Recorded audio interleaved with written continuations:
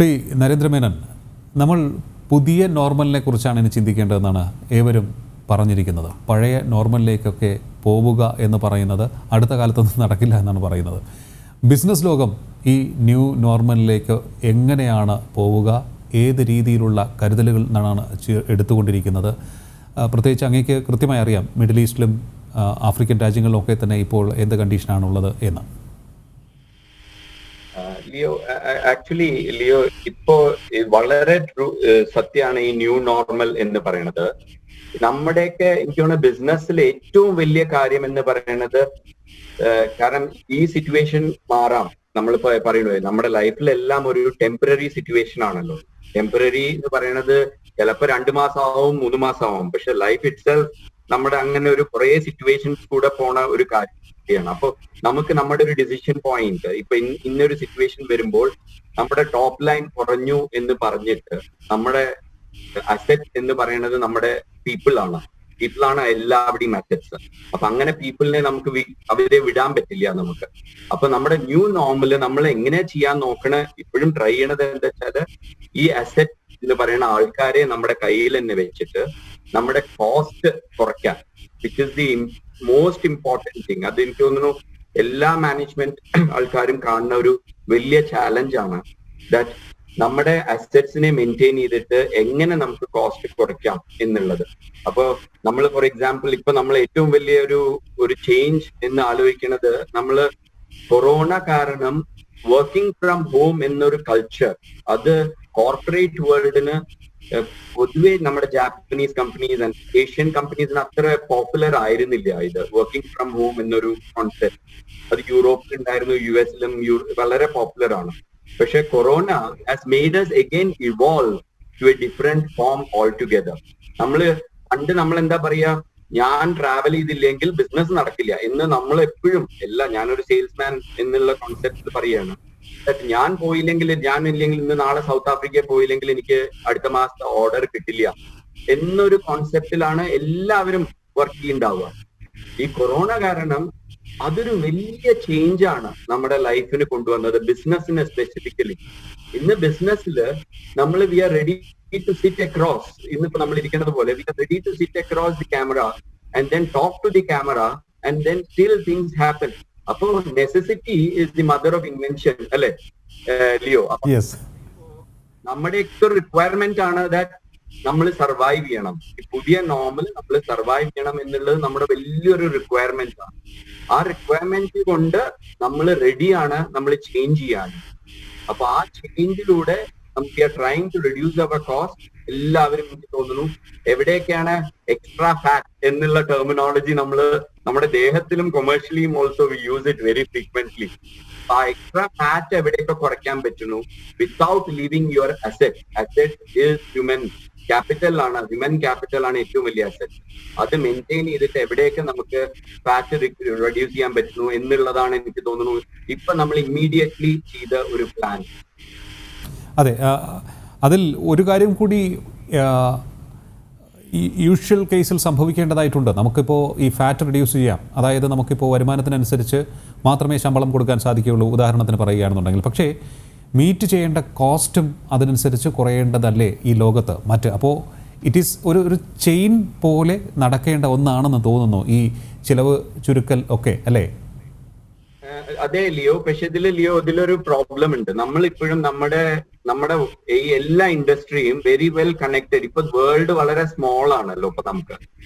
അപ്പൊ for example എന്റെ products Japan നിന്നാണ് ഇവിടേക്ക് വരുന്നത്. എന്നിട്ട് ഇവിടുന്ന് നമ്മൾ അത് റീ എക്സ്പോർട്ട് ചെയ്തിട്ട് സൗത്ത് ആഫ്രിക്കയ്ക്ക് കൊണ്ടുപോകണം, ഇല്ലെങ്കിൽ നൈജീരിയക്ക് പോകണം, ഇല്ലെങ്കിൽ മൊറോക്കോന് പോകണം.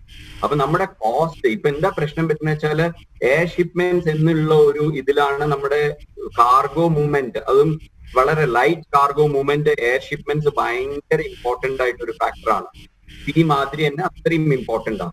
ഇപ്പൊ എന്താ പ്രശ്നം പറ്റുക വെച്ചാൽ ഇപ്പൊ നമുക്ക് ജപ്പാനിൽ നിന്ന് പണ്ട് ആണെങ്കിൽ commercial flights, Qatar Airways, Etihad, Emirates, passenger ഫ്ലൈറ്റ്സിൽ കാർഗോ ഹോളിൽ കുറെ കാർഗോ വന്നിട്ടുണ്ടാവുമായിരുന്നു. ഇന്നിപ്പോ ആ കൊമേഴ്ഷ്യൽ ഫ്ലൈറ്റ്സ് തന്നെ നമ്മൾ ലിമിറ്റഡ് ആണ് ഫ്ലൈ ചെയ്യണം. ഫോർ എക്സാമ്പിൾ ഇവിടുന്ന് ഇന്ത്യയിലേക്ക് തന്നെ മോർ ദാൻ 25-30 ഫ്ലൈറ്റ്സ് ഓപ്പറേറ്റ് ചെയ്യുന്നുണ്ടായിരുന്നു. അപ്പൊ ഈ ഫ്ലൈറ്റിലൊക്കെ മുകളിൽ പാസഞ്ചറും താഴത്ത് മുഴുവൻ കാർഗോ ആ വന്നിരുന്നത്. ഇപ്പൊ എന്തായി, പാസഞ്ചേഴ്സ് പോകാനില്ലാത്തത് കൊണ്ട്, ഈ റെസ്ട്രിക്ഷൻസ് ഉള്ളത് കൊണ്ട് കാർഗോന് മാത്രമായിട്ട് ഒരു ഫ്ലൈറ്റ് പോകണം വരും. അപ്പൊ അങ്ങനെ വരുമ്പോൾ ഓട്ടോമാറ്റിക്കലി കോസ്റ്റ് ഓഫ് കാർഗോ ഒരു പ്രൊഡക്റ്റിന്റെ പ്രൈസിംഗിൽ അത് വലിയൊരു ഫാക്ടറാണ്. അപ്പൊ നമുക്ക് ആഗ്രഹമുണ്ട് ദാറ്റ് എല്ലാവരുടെയും കോസ്റ്റ് കുറയും എന്ന് പറയുന്നത്. പക്ഷെ ഈ ഒരു ലോജിസ്റ്റിക്സിന്റെ വേൾഡില് നമ്മൾ പ്രത്യേകിച്ച് cargo moving from one place to the other, IT കമ്പനീസിന് ആ വലിയ പ്രോബ്ലം ഇല്ല. പക്ഷെ നമ്മളെ പോലെ പ്രൊഡക്റ്റ് സെല്ലിംഗ് കമ്പനീസ്, അതാണ് ജാസ്തിയും ലോകത്തിലുള്ള കമ്പനികളിൽ മുഴുവൻ.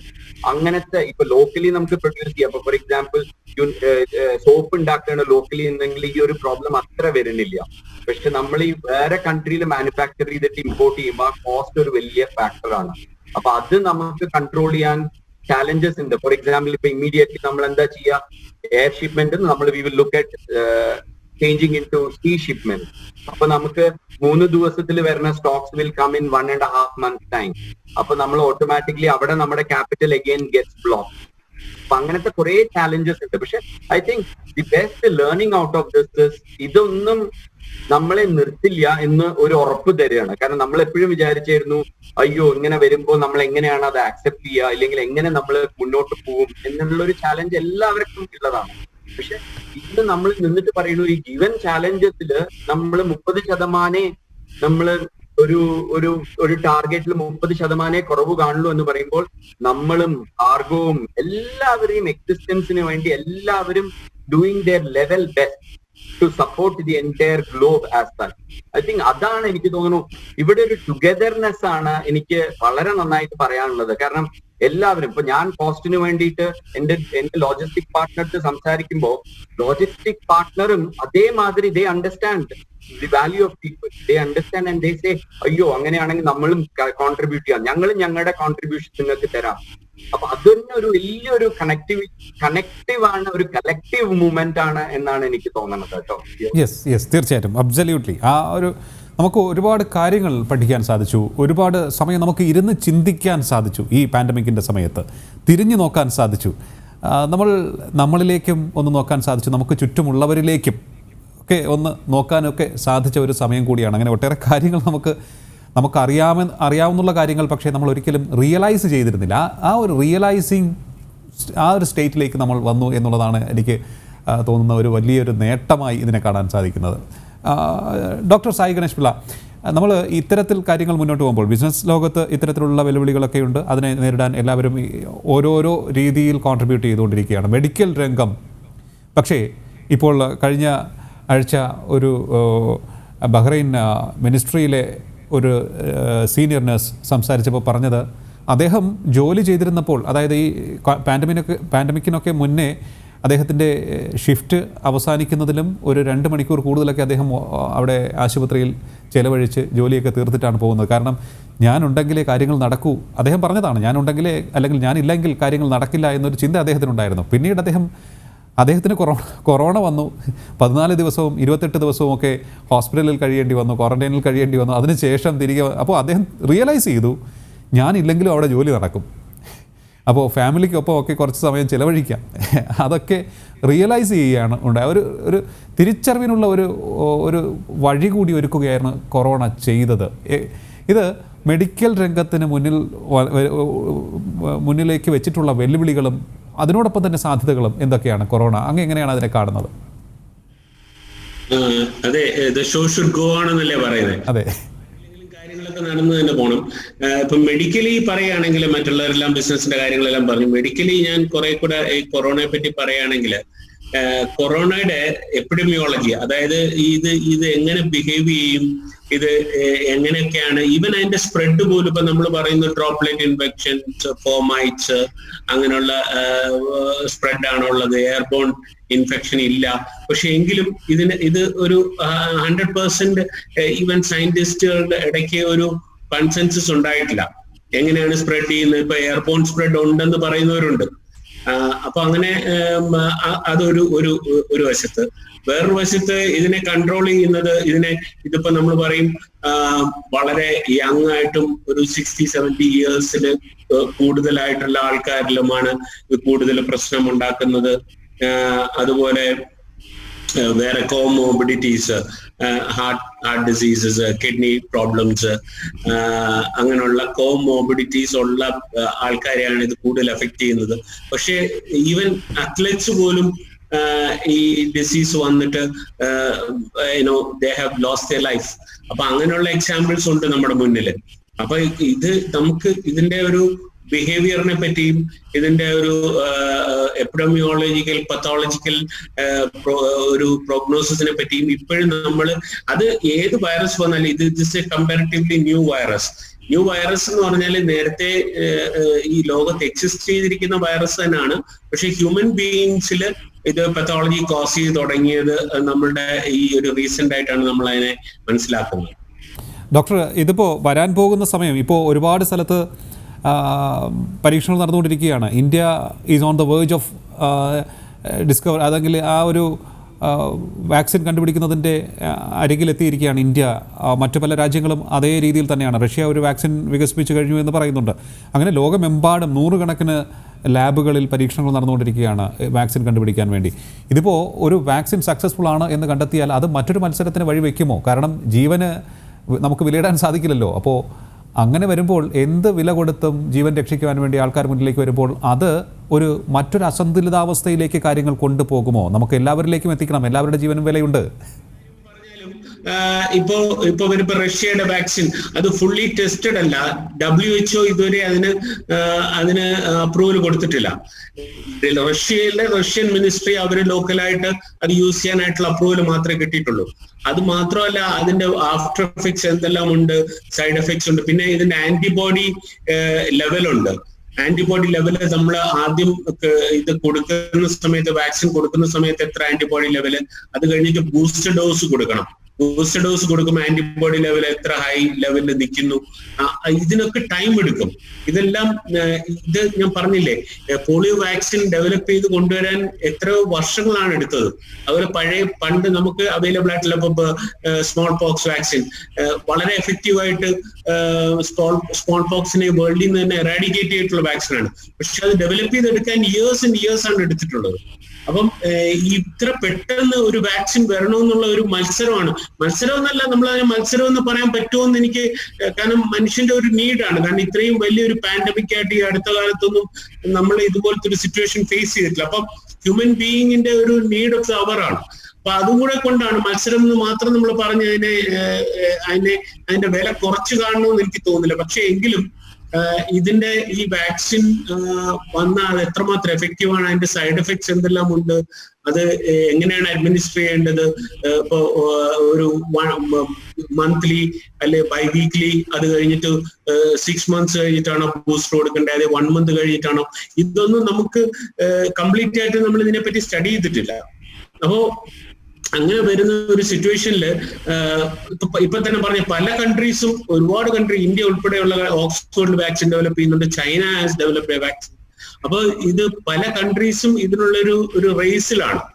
പക്ഷെ എല്ലാവരുടെയും ഉദ്ദേശം മോണിറ്ററി ഒരു ഉദ്ദേശം ആണെന്ന് നമുക്ക് പറയുന്നതിൽ അങ്ങനെ ഒരു വശം ഉണ്ടാവും. പക്ഷെ എങ്കിലും ഹ്യൂമൻ റേസിന് ആവശ്യമുള്ള ഒന്ന് തന്നെയാണ്. ഒരു ചോദ്യം കൂടി ഡോക്ടർ, അതായത് ഇതിപ്പോൾ ഒരു വാക്സിൻ വന്നു കഴിഞ്ഞാൽ തന്നെയും കാര്യങ്ങൾ ഒന്ന് നോർമൽ അല്ലെങ്കിൽ ന്യൂ നോർമലിലേക്ക് പോലും കൊണ്ടുവരാൻ ഒരു അല്പം സമയം വേണ്ടി വന്നേക്കുമെന്ന് തോന്നുന്നു, അല്ലേ? ഇതിപ്പോൾ ഒരു വാക്സിൻ വന്നാൽ പോലും വേണ്ടിവരും.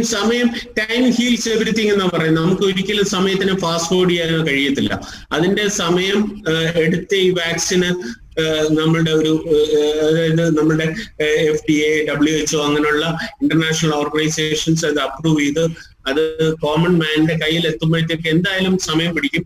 അപ്പൊ ആ ഒരു സമയത്തിനുള്ളിൽ നമുക്ക് ഈ ടൈം ടെസ്റ്റഡ് ആയിട്ടുള്ള സോഷ്യൽ ഡിസ്റ്റൻസിങ്, പേഴ്സണൽ ഹൈജീൻ, പിന്നെ കഴിയുന്നതുമുള്ള മീറ്റിംഗ്സും അങ്ങനെയുള്ള ഒരു സോഷ്യൽ കോണ്ടാക്ട്സ് അവോയ്ഡ് ചെയ്യുക, അനാവശ്യമായിട്ടുള്ള യാത്രകൾ, അനാവശ്യമായി പുറത്തു പോകുന്ന അവോയ്ഡ് ചെയ്യുക, ഇങ്ങനത്തെ ഉള്ള ഒരു ടൈം ടെസ്റ്റഡ് കാര്യങ്ങളിൽ കൂടെ തന്നെ നമ്മൾ ഇതിനെ കൺട്രോൾ ചെയ്യേണ്ടതായിട്ടിരിക്കുന്നു. അപ്പൊ അതുകൊണ്ട് ഇപ്പൊ വാക്സിൻ വന്നാലും വാക്സിൻ എത്രയോ പേർക്ക് കൊടുത്ത് 1-2 പേർക്ക് കൊടുത്താൽ പോരല്ലോ, ഒരു ഹേർഡ് ഇമ്മ്യൂണിറ്റി പോലെ ഡെവലപ്പ് ചെയ്യണ്ടേ, എല്ലാവർക്കും കൊടുത്ത് അതിന്റെ ഒരു റിസൾട്ട് വരാനായിട്ട് എനിക്ക് തോന്നുന്നു ഒരു 1 year എങ്കിലും പിടിക്കും. യെസ്, തീർച്ചയായിട്ടും. ശ്രീ ജലീൽ, എപ്പോഴും സംസാരിച്ചിട്ടുള്ളപ്പോഴൊക്കെ മനസ്സിലായിട്ടുള്ളത് ഡോക്ടർ ആസാദ് മൂപ്പൻ വളരെ മനുഷ്യ സ്നേഹമുള്ള ഒരാളാണ്, എല്ലാവരോടും സഹജീവികളോട് വളരെ സ്നേഹമുള്ള ആളാണ്. അദ്ദേഹം തന്നെ ഇഷ്ടപ്പെടുന്നത് അതാണ്, ഒരു ആന്ത്രപ്പോളജി അല്ലെങ്കിൽ ജീവകാരുണ്യം മേഖലയിൽ പ്രവർത്തിക്കുന്ന ആൾ എന്നറിയപ്പെടാൻ ആഗ്രഹിക്കുന്ന ആളാണ്. അപ്പോൾ ആ ഒരു ടച്ചോടു കൂടിയാണ് അദ്ദേഹത്തിൻ്റെ എല്ലാ പദ്ധതികളും. ഈ പാൻഡമിക്കിൻ്റെ സമയത്ത് ആസ്റ്റർ DM ഹെൽത്ത് കെയറിന് എന്തെങ്കിലും പ്രത്യേക പദ്ധതി ഉണ്ടായിരുന്നോ, അതോ മുൻകാലങ്ങളിൽ പിന്തുടർന്ന് വന്ന രീതിയിൽ തന്നെ മുന്നോട്ട് പോവുകയാണോ ഉണ്ടായത്? ലിയോ, നമ്മളെ സംബന്ധിച്ചിടത്തോളം നമ്മളുടെ ചെയർമാൻ്റെ ഒരു ഫിലോസഫി പോലെ തന്നെ നമ്മുടെ കമ്പനിയിൽ വളരെയധികം എംബഡഡ് ആയിട്ടുള്ള നമ്മുടെ ഒരു കൾച്ചറും കൂടിയാണ് ഈ തിരിച്ചു കൊടുക്കുക, അല്ലെങ്കിൽ നമ്മളൊരു കോർപ്പറേറ്റ് സോഷ്യൽ റെസ്പോൺസിബിലിറ്റി. പ്രത്യേകിച്ച് നമ്മളൊരു പല ജോഗ്രഫിയിൽ സക്സസ്ഫുൾ ആയിട്ടുള്ള ഒരു കമ്പനി ആയതുകൊണ്ട് പല ജോഗ്രഫിയിലും തിരിച്ചു കൊടുക്കാൻ ബാധ്യസ്ഥരായതുകൊണ്ട് തന്നെ അങ്ങനെ ഒരു CSR എന്നുള്ളൊരു കൾച്ചർ നമ്മളിൽ നല്ല രീതിയിൽ ഉണ്ടായിരുന്നു. അതെല്ലാം നമ്മൾ ഒരു ആസ്റ്റർ വളണ്ടിയേഴ്സ് എന്ന് പറഞ്ഞിട്ടുള്ള ഒരു ഫോഴ്സിലൂടെ അല്ലെങ്കിൽ അങ്ങനെ ഒരു പാക്കേജ് ചെയ്തിട്ടുള്ള ഒരു ആക്ടിവിറ്റീസിലൂടെയാണ് നമ്മൾ ചെയ്തുകൊണ്ടിരുന്നത്. അപ്പോൾ അതിൻ്റെ ഭാഗമാകാൻ സാധിച്ചു എന്നുള്ളത് പ്രത്യേകിച്ച് CSR ഡിപ്പാർട്ട്മെൻറ്റ് ഹെഡ് ചെയ്യുന്ന എന്നെ സംബന്ധിച്ചിടത്തോളം വളരെയധികം സാറ്റിസ്ഫൈഡ് ആയിരുന്നു.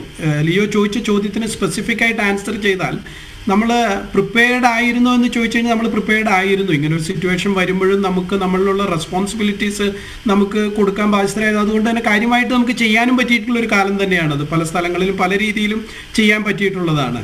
അപ്പോൾ അതിന് ചലഞ്ചുകൾ ഉണ്ടായിരുന്നു. ഇപ്പോൾ ഇനീഷ്യലി ആദ്യം ഉണ്ടായത് എന്താണെന്ന് വെച്ച് കഴിഞ്ഞാൽ ആളുകളൊക്കെ പെട്ടെന്നൊരു പാനിക്കിലേക്ക് പോകുന്ന ഒരു സിറ്റുവേഷൻ ഉണ്ടായിരുന്നു. ഇതിപ്പോൾ അങ്ങനെ ആയിരുന്നു ഒരു സമൂഹത്തിലുണ്ടായിരുന്ന നമ്മുടെ ന്യൂസും. നമുക്ക് കേട്ടറിവില്ലാത്ത ഒരു അസുഖം പെട്ടെന്ന് വരുന്നു, ഒരു ലോക്ക്ഡൗൺ വരുന്നു, മരണങ്ങളെ പറ്റിയാണ് നമ്മൾ ആദ്യം ചർച്ച ചെയ്തുകൊണ്ടിരുന്നത്. അപ്പോൾ ഒരു വല്ലാത്തൊരു ഭയപ്പെടുത്തുന്ന ഒരു അവസ്ഥയുണ്ടായിരുന്നു. അപ്പോൾ അതിൻ്റെ ഒരു അറച്ചും നിൽക്കുന്ന ഒരു സ്റ്റേജ് ചില സ്ഥലങ്ങളിലൊക്കെ ഉണ്ടായിരുന്നെങ്കിൽ പോലും പിന്നീട് ആളുകളുടെ നമ്മളെ എല്ലായിടങ്ങളിലും ഒരു വളണ്ടിയറിസം ഏറ്റവും കൂടുതൽ കണ്ടിരുന്ന ഒരു കാലം, പരസ്പരം സഹായിച്ചുകൊണ്ട് തന്നെയാണ് ആളുകളെല്ലാം. അത് ഇവിടെ ഫ്ലൈറ്റ് ചാർട്ടർ ചെയ്യുന്ന കാര്യമാണെങ്കിൽ തൊട്ടും ആളുകളെ ഹെൽപ്പ് ചെയ്യുന്ന കാര്യങ്ങളിലൊക്കെ. അപ്പം നമുക്കതിനകത്ത് കാര്യമായിട്ട് റോൾ പ്ലേ ചെയ്യാൻ പറ്റി പല ജോഗ്രഫിയിൽ. ഒരുപക്ഷെ ചോദിച്ച ചോദ്യത്തിന് വീണ്ടും സ്പെസിഫിക് ആയിട്ട് പറഞ്ഞു കഴിഞ്ഞാൽ ദുബായിൽ ഇത് ഹിറ്റ് ചെയ്യുമെന്ന് നമ്മൾ നേരത്തെ കൂട്ടി കണ്ടുകൊണ്ട് തന്നെ, ഇപ്പോൾ ചൈനയിൽ നിന്ന് അത് തുടങ്ങി ഒരു ഗ്രാജുവൽ ഒരു നിമിഷം കൊണ്ടുണ്ടായതല്ല. പ്രത്യേകിച്ച് ഇത് UAE മാർക്കറ്റ്, പ്രത്യേകിച്ച് അതിൻ്റെ പോർട്ടുകളിലൊക്കെ കാര്യമായിട്ട് ബാധിക്കുമെന്ന് അറിഞ്ഞതുകൊണ്ട് തന്നെ ആദ്യകാലങ്ങളിലെല്ലാം നമ്മൾ അധികവും കോൺസെൻട്രേറ്റ് ചെയ്ത ഒരു അവയർനെസ് പ്രോഗ്രാമിലായിരുന്നു. പ്രത്യേകിച്ച് നമ്മൾ ഇൻഡസ്ട്രിയൽ ബെൽറ്റിൽ, പോർട്ടുകളിൽ ഒക്കെ നമ്മൾ പല എംപ്ലോയീസിനെ എങ്ങനെ പ്രിപ്പയർഡ് ആകാം, അത് അവയർനെസ്. അതിൻ്റെ ഒപ്പം തന്നെ ഒരു ഹൈജീൻ, ഹെൽത്ത് ആൻഡ് ഹൈജീനിന് ഏറ്റവും കൂടുതൽ ഇമ്പോർട്ടൻസ് കൊടുക്കുക എന്നുള്ള ഒരു കാലമാണ്. അതാണ് ഇതിൻ്റെ ഏറ്റവും നല്ലൊരു സൊല്യൂഷൻ ഇപ്പം നിലവിലുള്ളൂ.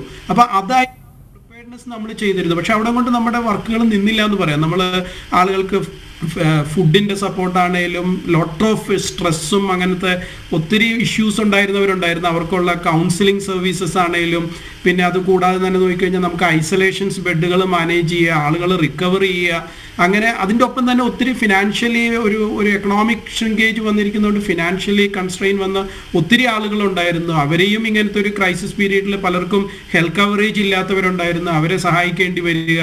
അപ്പോൾ അങ്ങനെ എല്ലാ ആസ്പെക്ട്സിലൂടെയും നമ്മൾ കടന്നു പോകേണ്ടി വന്നിരുന്നു. പക്ഷേ നമുക്കത് കാര്യമായിട്ട് സമൂഹത്തെ സഹായിക്കാൻ പറ്റി. പ്രത്യേകിച്ച് നമ്മളിൽ ഉണ്ടായിരുന്ന മറ്റൊരു ആക്ടിവിറ്റി എന്ന് വെച്ചാൽ നമുക്ക് പല റീജിയണിലും നമുക്ക് മൊബൈൽ മെഡിക്കൽ സർവീസസുകൾ ഉണ്ടായിരുന്നു. അപ്പം ആ സ്ഥലങ്ങളിലെല്ലാം കഴിയുന്നതും നമ്മൾ പുറത്തുപോയി ആളുകൾക്ക് സർവീസ് കൊടുക്കുന്ന ഒരു സൗകര്യം ഉണ്ടായിരുന്നു. ഇപ്പോൾ വയനാട്ടിൽ നമുക്കൊരു മൊബൈൽ മെഡിക്കൽ സർവീസസ് ഉണ്ട്. അത് നമ്മൾ ഗ്രാസ് റൂട്ട് ലെവലുകളിൽ പോയിട്ട് ആളുകളുടെ സ്വാബ് എടുക്കാൻ വരെ നമ്മൾ ഗവൺമെന്റിനോട് ചേർന്ന് വർക്ക് ചെയ്യുന്നത്. എത്യോപ്യയിൽ നമുക്കൊരു മൊബൈൽ മെഡിക്കൽ സർവീസസ് ഉണ്ട്. അവിടെയൊക്കെ PPE ഒന്നുമില്ല, വളരെ ബുദ്ധിമുട്ടുന്ന ഒരു അവസ്ഥയാണ്. അവിടെ നമ്മൾ കൂടുതൽ അവയർനെസ്സിനൊക്കെ മുൻതൂക്കം കൊടുത്ത് ചെയ്യുന്നു. ദുബായിൽ നമുക്ക് കിട്ടിയിരുന്ന ഒരു അവസരം, ഗവൺമെന്റ് സ്പെഷ്യൽ അപ്രൂവൽ തന്നിട്ട് നമ്മളെ പേഷ്യൻസിനെ ട്രാൻസ്പോർട്ട് ചെയ്യാൻ പറയായിരുന്നു. നമ്മുടെ മൊബൈൽ ക്ലിനിക് ഓൾസോ നമ്മളത് ട്രാൻസ്പോർട്ടിന് വേണ്ടി യൂസ് ചെയ്തതിന്. പക്ഷെ നമ്മളെല്ലാം വളരെ സേഫ്റ്റി പ്രിക്കോഷൻസും പ്രോട്ടോകോൾസും എല്ലാം ഫോളോ ചെയ്തുകൊണ്ട് നമ്മുടെ ക്രൂ ഒക്കെ സേഫ് ആയിരുന്നു. 500ഓളം പേഷ്യൻസിനെ ആ ഒരു വെഹിക്കിളിൽ മാത്രം നമുക്ക് ട്രാൻസ്പോർട്ട് ചെയ്യാൻ പറ്റിയിരുന്നു. അങ്ങനെ പല ആസ്പെക്ട്സിലും നമുക്ക് കാര്യമായിട്ട് കോൺട്രിബ്യൂട്ട് ചെയ്യാൻ പറ്റിയ ഒരു ഇതാണ്. നമ്മളിപ്പോഴും നിന്നിട്ടില്ല. ഇതിനേക്കാൾ ഉപരി നമുക്ക് പുതിയ ടെക്നോളജികൾ ഉപയോഗിച്ചിട്ട് അവയർനെസ് കൂടുതലാക്കുവാനും ജനങ്ങളെ ബോധവൽക്കരിക്കാനും ഏറ്റവും കൂടുതൽ സാധിച്ചു എന്നുള്ളതാണ്. അപ്പോൾ ആസ്റ്റർ വളണ്ടിയേഴ്സ് എന്നുള്ള ആ ഒരു ഡിപ്പാർട്ട്മെന്റ് കാര്യമായിട്ട് പ്രവർത്തിച്ച ഒരു മാസങ്ങളിൽ പെടുന്നതാണ് ഇത്. എനിക്ക് തോന്നുന്നു മറ്റ് ഈ നാട്ടിൽ ലീവിനെത്തി ഇവിടെ പെട്ടുപോയിട്ടുള്ള ഒട്ടേറെ മെഡിക്കൽ സ്റ്റാഫിനെ തിരിച്ച് ചാർട്ടേഡ് വിമാനത്തിൽ കൊണ്ടുപോകാൻ സാധിച്ചു എന്ന് തോന്നുന്നു. 1-2 സർവീസുകൾ, എന്തായാലും 2 സർവീസിനെ കുറിച്ച് എനിക്ക് കേൾക്കാൻ സാധിച്ചിട്ടുണ്ട്, ഏറ്റവും കുറഞ്ഞത്. അപ്പോൾ അത്തരത്തിൽ അതിനെന്തെങ്കിലുമൊക്കെ തടസ്സം നേരിട്ടോ, അതോ സ്മൂത്തായി തന്നെ കാര്യങ്ങൾ നീങ്ങിയോ? പ്രത്യേകിച്ച് ഇന്ത്യ UAE നല്ലൊരു ബന്ധം നിലനിൽക്കുന്നത് കൊണ്ട് തന്നെ ആ വിഷയങ്ങളൊക്കെ തന്നെ വേഗത്തിൽ പരിഹരിച്ച് മുന്നോട്ട് പോകാൻ സാധിച്ചു എന്ന് തോന്നുന്നു, അല്ലേ? അത് നമ്മളെ സംബന്ധിച്ചിടത്തോളം ഡോക്ടർ ആസാദ് അത് ശരിക്കും പറഞ്ഞു കഴിഞ്ഞാൽ നമ്മുടെ ഇന്ത്യ ഗവൺമെന്റ് UAE ഗവൺമെന്റുമായിട്ട് ചേർന്ന് ഡിസ്കസ് ചെയ്തിട്ട് വളരെ ഓർഗനൈസ്ഡ് ആയിട്ടാണ് ആദ്യത്തെ ഒരു ബാച്ച് ആളുകളെ ട്രെയിൻ ചെയ്ത് നാട്ടിൽ നിന്ന് കൊണ്ടുവന്നത്. അത് ആ കാലഘട്ടത്തിൽ വളരെ ആവശ്യമായിരുന്നു. ഇവിടെ നഴ്സിംഗിന്റെ ഒരു മാൻ പവർ ഒക്കെ വളരെ കുറഞ്ഞു പോയിട്ട് ഷോർട്ടേജ് വന്നിരുന്ന ഒരു കാലമാണ്. ആളുകൾ എക്സ്പോസ് ചെയ്യുന്നവർ ചിലപ്പോൾ ക്വാറന്റൈനിൽ പോകേണ്ട പീരീഡ് ഉണ്ടായിരുന്നു. നമ്മൾ ആദ്യം കൊണ്ടുവന്ന ഒരു ബാച്ച് നമ്മൾ തന്നെ നാട്ടിൽ നിന്ന് ട്രെയിൻ ചെയ്ത് കൊണ്ടുവന്നവരായിരുന്നു. അപ്പോൾ അവരിവിടെ വന്നിട്ട് അവരൊന്നും നമ്മളുടെ ഫെസിലിറ്റിയിൽ മാത്രം വർക്ക് ചെയ്തവരല്ലല്ലോ. അവരെല്ലാം നമ്മൾ ഇവിടുത്തെ ഫീൽഡ് ഹോസ്പിറ്റലുകൾ, ഈവൻ മറ്റ് പ്രൈവറ്റ് പ്ലേയേഴ്സിന്റെ അടുത്ത് ഗവൺമെന്റിന്റെ ഹോസ്പിറ്റൽ, അങ്ങനെ പലയിടങ്ങളിലാണ് അവരെയൊക്കെ പ്ലേസ് ചെയ്തിരുന്നത്. അതിനുശേഷം നല്ലൊരു ശതമാനം ആളുകൾ ഇപ്പോൾ തിരിച്ചു പോവുകയും ചെയ്തിരിക്കും. കാരണം ഇവിടെ ഇപ്പം കേസസ് കുറവായതുകൊണ്ട് ഇപ്പോൾ അവരുടെ ആവശ്യം ഇന്ത്യയിൽ തിരിച്ച ആവശ്യം കൂടുതലായതുകൊണ്ട് അതിൽ നല്ലൊരു ശതമാനം ആളുകൾ തിരിച്ചു വിടാൻ നമുക്ക് പറ്റിയിട്ടുമുണ്ട്. ഇപ്പോൾ അവരുടെ സർവീസ് ഇപ്പോൾ നാട്ടിലാണ് ഇപ്പം അവൈലബിൾ ആവുന്നത്. പിന്നീടും നമ്മളെ ഫോളോ ചെയ്തിട്ട് പലരും ഇവിടെ ആളുകൾ വരികയുണ്ടായിട്ടുണ്ട്. അപ്പം അതിൽ പ്രത്യേകിച്ച് തടസ്സങ്ങൾ ഉണ്ടായിരുന്നു എന്ന് ചോദിച്ചാൽ ചലഞ്ചുകൾ ഉണ്ടായിരുന്നു. പക്ഷേ ഗവൺമെന്റ് എല്ലാം, 2 government, India government UAE government വളരെ സഹകരിച്ച് പെരുമാറിയത് കൊണ്ടും അതിന് വേണ്ട രീതിയിൽ അതിനൊരു ഇമ്പോർട്ടൻസ് കൊടുത്തിരുന്നത് കൊണ്ടും അദ്ദേഹത്തിന് നമ്മുടെ ഡോക്ടർ മൂപ്പനെ പോലെയുള്ളവരൊക്കെ മുൻ നിരയിൽ നിന്നതുകൊണ്ടും അത് വളരെ സ്മൂത്തായിട്ട് നടന്നുപോയ ഒരു ഓപ്പറേഷനാണ്. തീർച്ചയായിട്ടും വളരെ വളരെ എന്തായാലും അത്തരത്തിലുള്ള കാര്യങ്ങളൊക്കെ നമുക്ക് കാണുമ്പോഴും കേൾക്കുമ്പോഴും ഒക്കെ വളരെ സന്തോഷം തോന്നുന്ന ഒരു കാര്യമാണ്. ഈ രാജ്യങ്ങളും മെഡിക്കൽ ഗ്രൂപ്പുകളും ഒക്കെ തന്നെ കൈകോർത്തുകൊണ്ട് ഈ പാൻഡമിക്കിനെതിരെ പോരാടുക എന്നുള്ളത്, അത് ആ ഒരു പോരാട്ടത്തിൻ്റെ കരുത്ത് ഇത് തന്നെയാണ്. ഐക്യമത്യം മഹാബലം. ശ്രീ വിഭു, നമ്മൾ പല കാര്യങ്ങളും UAE എന്ന ചെറു രാജ്യത്തെ കണ്ടു പഠിക്കേണ്ടിയിരിക്കുന്നുവെന്ന് പലപ്പോഴും പറയാറുണ്ട്. UAEയുടെ രാഷ്ട്രപിതാവ് ആണെങ്കിൽ തന്നെയും, ഇപ്പോൾ UAEയുടെ പ്രസിഡൻ്റ് ആണെങ്കിൽ തന്നെയും Sheikh Khalifa bin Zayed Al Nahyan, Abu Dhabi കിരീടാവകാശിയും UAE ഉപസർവ്വ സൈന്യാധിപനുമായിട്ടുള്ള ഷെയ്ഖ് മുഹമ്മദ് ബിൻ സായിദ് ആണെങ്കിൽ തന്നെയും, നമ്മുടെ പ്രധാനമന്ത്രി UAE പ്രധാനമന്ത്രി വൈസ് പ്രസിഡൻറ്റും ദുബായ് ഭരണാധികാരിയുമായിട്ടുള്ള Sheikh Mohammed bin Rashid Al Maktoum ആണെങ്കിൽ തന്നെയും ഒക്കെ അവർ ഓരോരുത്തരും എടുക്കുന്ന തീരുമാനങ്ങൾ ദീർഘവീക്ഷണത്തോടു കൂടിയാണ്. ലോകത്തിനൊക്കെ അത് കണ്ടുപഠിക്കേണ്ട കാര്യമാണ്. കാരണം ഒരു മണൽക്കാടിനെ അവർ പൂങ്കാവനമാക്കി മാറ്റിയിരിക്കുകയാണ്. അവർ അവരുടെ ചരിത്രം മറക്കുന്നില്ല, പാരമ്പര്യം മറക്കുന്നില്ല, പക്ഷേ പുരോഗതിയിലേക്ക് അതിവേഗം കുതിക്കുകയും ചെയ്യുന്നുണ്ട്. അവരുടെ റിസോഴ്സസ് എല്ലാം അതിനുവേണ്ടി ഉപയോഗിക്കുകയും ചെയ്യുന്നുണ്ട്. എണ്ണ വരുമാനത്തിനെ മാത്രം ആശ്രയിച്ചുകൊണ്ട് മുന്നോട്ട് പോകുന്നില്ല അവർ. അപ്പോൾ എല്ലാ മേഖലയിലും എവിടെ എടുത്ത് നോക്കുകയാണെങ്കിലും നമുക്കവിടെ ഏറ്റവും മോസ്റ്റ് മോഡേൺ ടെക്നോളജി ഉപയോഗിക്കുന്നത് കാണാം. പോലീസിംഗിലാണെങ്കിലും ഒപ്പം തന്നെ മെഡിക്കൽ ഫീൽഡാണെങ്കിൽ തന്നെയും, ഇപ്പോൾ ന്യൂക്ലിയർ പരീക്ഷണങ്ങളിലാണെങ്കിൽ തന്നെയും, വാന നിരീക്ഷണങ്ങളിലും പരീക്ഷണങ്ങളിലുമൊക്കെ ആണെങ്കിൽ തന്നെയും, സ്പേസ് ടെക്നോളജിയുടെ കാര്യങ്ങളാണെങ്കിൽ തന്നെയും, എവ്രിവെയർ മോസ്റ്റ് മോഡേൺ ടെക്നോളജി UAEയിലുണ്ട്. അത് വലിയ ഒരു കാര്യം തന്നെയാണ്. ഈ പാൻഡമിക്കിൻ്റെ സമയത്ത് എടുത്ത് നോക്കുകയാണെന്നുണ്ടെങ്കിൽ താൽക്കാലിക ആശുപത്രികൾ സെറ്റപ്പ് ചെയ്തത് വളരെ വേഗത്തിലാണ്. എത്രയോ കിടക്കുകളുള്ള താൽക്കാലിക ഹോസ്പിറ്റൽസാണ് അവർ സെറ്റപ്പ് ചെയ്തത്.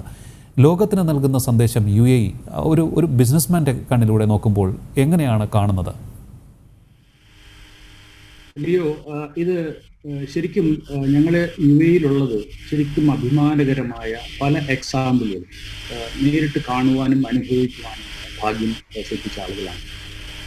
ഇപ്പോൾ ഈ പാൻഡമിക് ചൈനയിൽ പൊട്ടിപ്പുറപ്പെട്ടപ്പോൾ തന്നെ മിസ്റ്റർ ജലീൽ പറഞ്ഞതുപോലെ പലരും ആസ്റ്ററിന്റെ ഭാഗത്തു നിന്നുള്ള ആ ഒരു റെഡിനെസ്, ഇതിനെല്ലാം ഇൻസ്പിറേഷൻ എന്ന് പറയുന്നത് ഇവിടുത്തെ ഭരണാധികാരികളുടെ കൃത്യമായ നടപടികളും ഇടപെടലും. അപ്പൊ നമ്മൾ ഇതിന്റെ ആഫ്റ്റർ ഈ അവസാനം ഒരു കണക്കെടുത്തപ്പോൾ തന്നെ നമുക്കിന്ന് വേൾഡ് ശരാശരിയിൽ ഏകദേശം 3 to 5% ആണ് ഡെത്ത് റേറ്റ് പല കൺട്രികളിലും വരുന്നത്. UAE ലെസ് ദാൻ 1% ആണ് അവരുടെ ഡെത്ത് റേറ്റ് പോലും കൺട്രോൾ ചെയ്യാനായിട്ട് UAEക്ക് കഴിഞ്ഞു. ഇത് ശരിക്കും 0.33% ആണ് UAEയുടെ ഒരു കൺട്രോൾ കമ്പയർഡ് ടു മറ്റ് പല രാജ്യങ്ങളുമാണ്. അപ്പൊ ഇതൊക്കെ ശരിക്കും ഒരു ഇൻഡെക്സുകളാണ്. ഇവിടെ നമ്മൾ കണ്ടാലറിയാം, ലോകം മുഴുവനും ഇങ്ങനെ പകച്ചു നിൽക്കുന്ന സമയത്ത് ഓരോരോ ഇനിഷ്യേറ്റീവ് എടുക്കുക മാത്രമല്ല അതിന്റെ റിലേറ്റഡ് ആയിട്ടുള്ള ഒത്തിരി നടപടികൾ അത് നമ്മൾ പല രീതിയിലായിട്ട് ആൾറെഡി എക്സ്പ്ലെയിൻ ചെയ്തു കഴിഞ്ഞു. ഇവിടെ തന്നെ ഇപ്പൊ പുതിയൊരു എന്താ പറയുക, പുതിയൊരു മെസ്സേജ് കൊടുത്തു കഴിഞ്ഞു. പുതിയൊരു സ്റ്റഡീസ് നടക്കുന്നുണ്ട്. എങ്ങനെ ഈ എക്കണോമിക് റിക്കവറി, ഇപ്പോൾ ഓയിലിന്റെ പ്രൈസ് നമുക്ക് എല്ലാവർക്കും അറിയാം, ആ പ്രൈസ് ഇങ്ങനെ ഡൗൺഫാൾ ഉള്ള ഒരു ട്രെൻഡാണ്. ഈ സമയത്ത് മറ്റ് അതർ ഇൻകം ഫൈൻഡ് ഔട്ട് ചെയ്യുകയും ഇതെങ്ങനെയാണ് ഈ റിസഷനിൽ നിന്ന് പുറത്തു വരാനും എക്സിറ്റ് കോവിഡ് ഇനിഷ്യേറ്റീവ് എന്ന് പറയുന്ന ഒരു മഹത്തായ ഒരു സ്റ്റഡി പ്രോസസ്സ് നടക്കും. ഇങ്ങനെയുള്ള പല ഇനിഷ്യേറ്റീവ് എടുത്തിട്ട് ഈ രാജ്യത്തിന് ഈ മെയിൻ ട്രഡീഷണൽ ആയിട്ടുള്ള ഇൻകം സോഴ്സസ് നിന്ന് മാറ്റി ആൾട്ടർനേറ്റീവ് റിസോഴ്സസ് എങ്ങനെ മൊബിലൈസ് ചെയ്യാം, എങ്ങനെ അത് കൂടുതൽ രാജ്യത്തെ ഈ ഇഷ്യൂസിൽ നിന്ന് എങ്ങനെ റിക്കവറി, എത്ര സ്പീഡിൽ നമുക്ക് റിക്കവറി ചെയ്യാം. എക്കണോമിക് ടൈമിൽ ഒരു വി ഷേപ്പ് റിക്കവറി എന്ന് പറയാം. നമ്മൾ ഡൗൺഫാൾ വരുന്നു, തിരിച്ചത് പെട്ടെന്ന് തന്നെ അതൊരു ഇമ്മീഡിയറ്റ് നമ്മൾ recovery process, V shape recovery പ്രോസസ്സാണ് ഇവരുടെ ഒരു UAE ഒരു പ്ലാൻ. ഇത് പല രാജ്യങ്ങളിലും ഈ പല മെത്തേഡുകളും നമ്മൾ അഡോപ്റ്റ് ചെയ്യുന്നുണ്ട്. നമ്മൾ എന്താ പറയുക, നമ്മുടെ ഒരു വർക്കിംഗ് സ്റ്റൈല് അല്ലെങ്കിൽ നമ്മുടെ വർക്കിംഗ് കൾച്ചർ, ട്രഡീഷണൽ ആയിട്ട് ഫോളോ ചെയ്തിരുന്ന മെക്കാനിസം ഇതെല്ലാം മാറി UAE ഗവൺമെന്റുകളും അതുപോലെ തന്നെ UAE അതുപോലെ തന്നെ മിഡിൽ ഈസ്റ്റിലെ പല ഗവൺമെന്റുകളും ഈ എക്സാമ്പിളുകൾ സെറ്റ് ചെയ്യുക.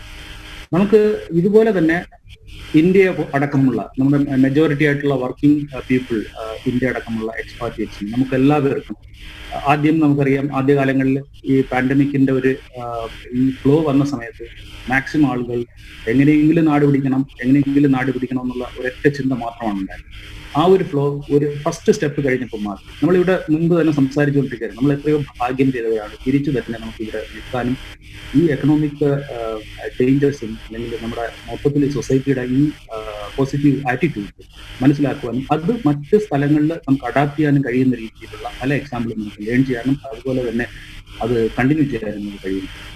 നമ്മുടെ രാജ്യം പോലും ഇന്ന് PM-ന്റെ ഒരു മേജർ അനൗൺസ്മെന്റ്, നമ്മുടെ രാജ്യം സ്വാശ്രയം, ട്രഡീഷണലി ഞങ്ങൾ നമ്മുടെ ഇന്ത്യ മഹാരാജ്യം ഇൻഡിപെൻഡൻസ് മുതൽ തന്നെ ട്രഡീഷണലി നമ്മുടെ സ്വാശ്രയം നേടണം, അല്ലെങ്കിൽ സ്വയം ആർജിതമായിട്ട് എല്ലാ വ്യവസായങ്ങളും നമ്മൾ ഇൻബിൽറ്റ് ചെയ്യണം എന്ന് പറയുന്ന ആ ഫിലോസഫി ഫോളോ ചെയ്തുകൊണ്ട് തന്നെ ഇന്ന് വളരെ ഇനിഷ്യേറ്റീവ് ആയിട്ടുള്ള PM-ന്റെ പ്രസ്താവനകൾ നമ്മൾ എല്ലാവരും ഇന്ന് കണ്ടതാണ്. അപ്പോൾ രാജ്യം തന്നെ അല്ലെങ്കിൽ ലോകം തന്നെ പുതിയ രാജ്യം എങ്ങനെയാണ് റിസോഴ്സസ് സ്വാശ്രയമായിട്ട് സ്വന്തമായിട്ട് ഡെവലപ്പ് ചെയ്തെടുക്കുക, അത്തരം കാര്യങ്ങളിലേക്കുള്ള ചിന്തകൾ ഉയർത്തിക്കൊണ്ടുവരാൻ ഈ പോസ്റ്റ് പാൻഡമിക് സിറ്റുവേഷൻ നമ്മളെ എല്ലാവരെയും ഹെൽപ്പ് ചെയ്യുന്നു. ഇത് നമ്മുടെ സംസ്ഥാനത്തിലായിരുന്നാലും ഇത് തന്നെയാണ് കാര്യം. അപ്പോൾ ഇതിനെല്ലാം നമുക്കൊരു പോസിറ്റീവായിട്ട് നമുക്കൊക്കെ ഇങ്ങനെ ചിന്തിക്കാൻ കഴിയുന്നത് തന്നെ UAE-ൽ ജീവിക്കുകയും UAE-ൽ ജോലി ചെയ്യുകയും ഇങ്ങനെ വരുന്ന ചലഞ്ചസ് പല പ്രാവശ്യവും ഫേസ് ചെയ്തിട്ടുള്ള പല സെറ്റ് ബാക്സിലും നമ്മൾ നേരത്തെ പറഞ്ഞതുപോലെ തന്നെ പല റിസപ്ഷനും ഫേസ് ചെയ്തിട്ടുള്ള ആളുകൾക്ക്, ഫോർ എക്സാമ്പിൾ അങ്ങനെയുള്ളവർക്ക് കൂടുതൽ പോസിറ്റീവായിട്ട് ഇത്തരം കാര്യങ്ങൾ ഫേസ് ചെയ്യാനുള്ള ഒരു ചലഞ്ച് കിട്ടുന്നുണ്ട്. അത് UAE-യുടെ അതോറിറ്റികളുടെ ഭാഗത്തു നിന്നുള്ള ഒരു പോസിറ്റീവ് ആറ്റിറ്റ്യൂഡാണ്. തീർച്ചയായും. എന്തായാലും ഇന്നത്തെ ചർച്ചയിൽ പങ്കെടുത്തവരെല്ലാം തന്നെ വളരെ ദീർഘവീക്ഷണത്തോടുകൂടിയും പോസിറ്റീവായും സംസാരിച്ചു. വളരെ നല്ല കാര്യമാണ് അത്. Shri Beaver Gulf Group CFO Shri Vibhu Raghuvaran, ഒപ്പം Aster DM health care CSR head Shri Jaleel PA, Sai Ganesh medical സെൻ്ററിൻ്റെ സാരഥി doctor Sai Ganesh Pillai, Nikon Middle East and African മേഖലയുടെ MD ശ്രീ നരേന്ദ്ര മേനൻ, നിങ്ങൾ 4 പേർക്കും വളരെ ഹൃദയത്തിൻ്റെ ഭാഷയിൽ നന്ദി രേഖപ്പെടുത്തുകയാണ്. എന്തായാലും ഈ സ്വാതന്ത്ര്യദിനത്തിൻ്റെ സായാഹ്നത്തിൽ എന്തായാലും അടുത്ത ദിവസത്തിലേക്ക് നമ്മൾ കടന്നു എങ്കിൽ തന്നെയും ആ ഒരു സന്ദേശം ഒരിക്കൽ കൂടി നൽകാം നമുക്ക്. അതായത് സ്വാശ്രയ ഭാരതം എന്ന ലക്ഷ്യം മുന്നിൽ കണ്ട് നമുക്ക് മുന്നോട്ട് പോകാം. UAE എന്ന ചെറിയ രാജ്യം ഈ ലോകത്തിനാകെ നൽകുന്ന സന്ദേശം വളരെ വലുതാണ്. ദീർഘവീക്ഷണത്തോടു കൂടിയാണ് അവർ മുന്നോട്ട് പോകുന്നത്. അവരുടെ റിസോഴ്സസ് എല്ലാം രാജ്യത്തിൻ്റെ പുരോഗതിക്ക് വേണ്ടിയും മുന്നോട്ടുള്ള കുതിപ്പിന് വേണ്ടിയും വിനിയോഗിക്കുന്നു. ജനങ്ങളോട് അടുത്ത് നിന്നുകൊണ്ട് ആശയവിനിമയം നടത്തി ഏറ്റവും നല്ല മാർഗം സ്വീകരിക്കുവാൻ അവിടുത്തെ ഭരണകർത്താക്കൾ തീരുമാനിച്ച് മുന്നോട്ട് പോകുന്നു. കൊറോണ വെല്ലുവിളിയെ അതിജീവിക്കുവാൻ അവരെ പ്രാപ്തരാക്കിയതും അവരെ കരുത്തോടുകൂടി മുന്നോട്ട് നയിക്കുന്നതും ആ രീതി തന്നെയാണ്. അതുകൊണ്ട് തന്നെ നമുക്ക് ആത്മവിശ്വാസത്തോടുകൂടി കാത്തിരിക്കാം. നാളെ എത്ര വലിയ വെല്ലുവിളിയെയും നമ്മൾ അതിജീവിക്കും, അതിൽ യാതൊരു സംശയവുമില്ല. ഒറ്റക്കെട്ടായി നമുക്ക് മുന്നോട്ട് പോകാം. അതിന് ഈ ലോകം ഒന്നടങ്കം തയ്യാറാവണം. കൂടെ ഒന്നുകൂടി ചേർക്കാം, കേരളത്തിനുള്ള സന്ദേശം UAE നൽകുന്നത്, മറ്റു പല രാജ്യങ്ങളും നൽകുന്നത് ഡിസിപ്ലിൻഡ് ആയിട്ടുള്ള അച്ചടക്കമുള്ള സമൂഹമാണ് നമുക്ക് ഈ കൊറോണ എന്ന മഹാമാരിയെ നേരിടുവാൻ വേണ്ടത് എന്നുള്ളത് കൂടി. അതിനുള്ള ആയുധങ്ങൾ സാമൂഹ്യ അകലവും സാനിറ്റൈസിങ്ങും മാസ്കും ഒക്കെയാണ് എന്നും മറക്കേണ്ട. ABC Cargo പ്രവാസികൾ പറയട്ടെ, powered by national paint, celebrated by light group of companies, highlighted by Stage UAE, inspired by Celestial Technical Services, energized by Capital Emirates. ഇന്നത്തെ അധ്യായം ഇവിടെ പൂർണ്ണമാകുന്നു. ഇനി നാളെ രാത്രി ഇന്ത്യൻ സമയം 11:30. ശുഭരാത്രി.